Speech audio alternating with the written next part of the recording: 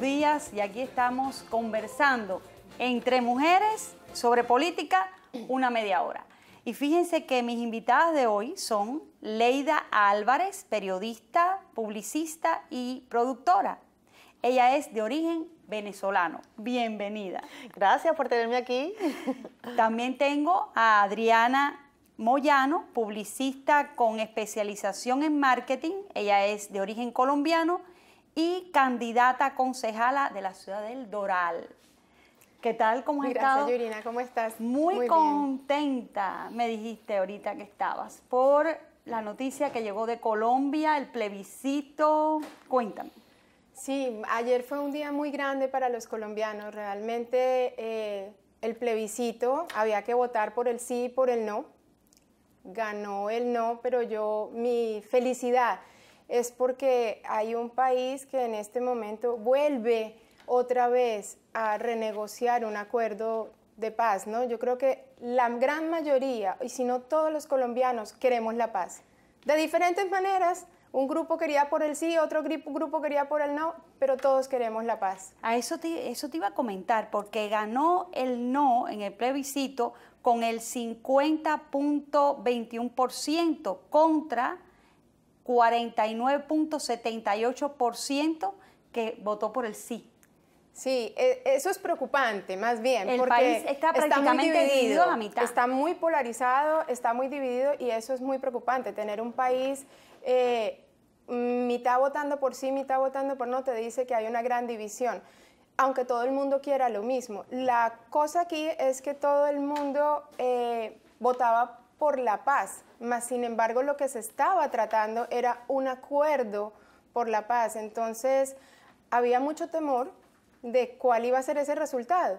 Y definitivamente pienso yo que hay también que evaluar de la gente que votó por el sí, también había mucha polarización en ese grupo, porque muchos votaban por el sí, era por la paz, otros votaban por el sí, por dar una nueva oportunidad.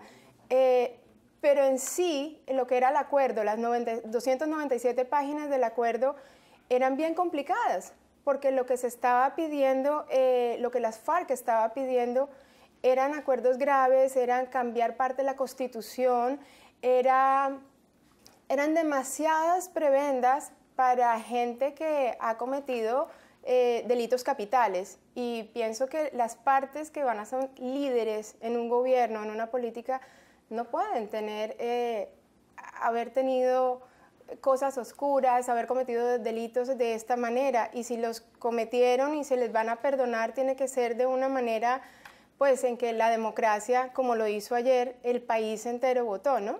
¿Y cómo se va a arreglar esto? Bueno, primero quiero comentarte que había mucho entusiasmo aquí en el sur de la Florida porque se habilitaron 7 recintos para votar.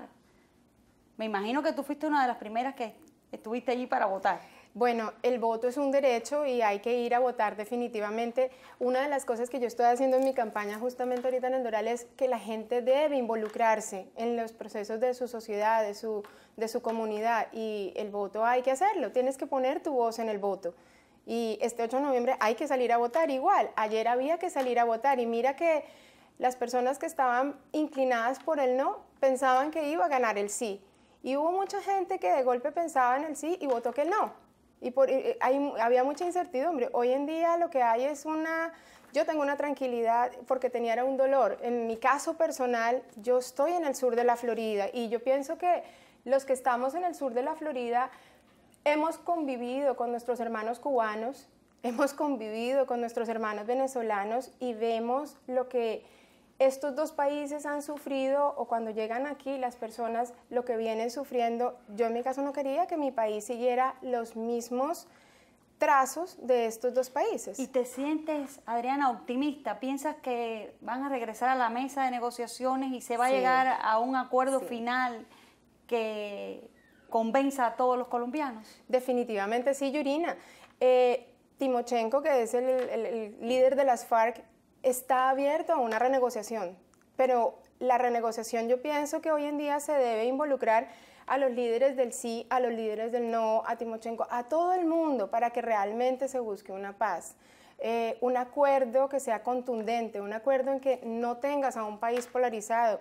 Es muy triste. En mi misma familia, yo tenía, la mitad de mi familia votaba por el sí, por el no, y la tensión en el país fue muy fuerte. Aquí en el sur de la Florida la tensión fue muy fuerte también porque uno quiere, ¿quién no quiere la paz en su sociedad? ¿Quién no quiere la paz donde viven sus seres queridos? Vamos a ver cómo lo ve Leida, que es venezolana, que reside hace mucho tiempo aquí en Estados Unidos, a ver cómo lo ve desde la distancia. ¿Cómo tú ves este Yo problema? tengo una pregunta. ¿Por qué negociar la paz? Totalmente de acuerdo contigo. O sea, esa es una pregunta que nos tenemos que hacer, cada ser humano. ¿Por qué negociar la paz? Hay un grupo que obviamente no ha trabajado por la paz, que es la FARC.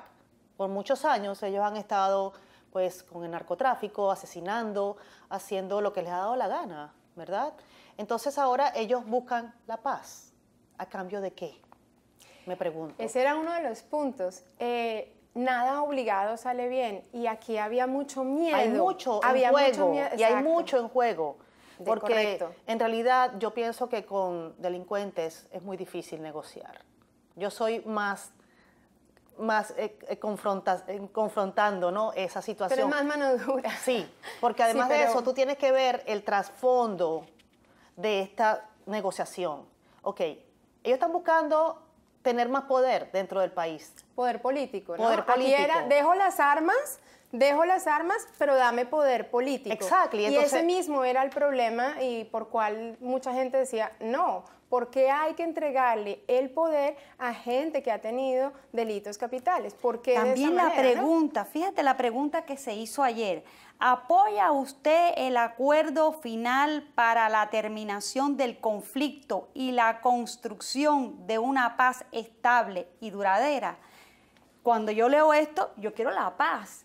Me pongo en el lugar de un colombiano, de una colombiana. Yo quiero la paz. ¿Sabes que vi una... Es que esa fue la polarización. Todo el mundo quiere la paz y mucha gente Ahora, ¿cómo llegar no a se leyó ella? el acuerdo. Entonces, hay que ver también el punto interno del país, ¿no? Dentro de Colombia la campaña por el sí fue muy fuerte, fue muy grande y todo el mundo apoyaba, era la paz.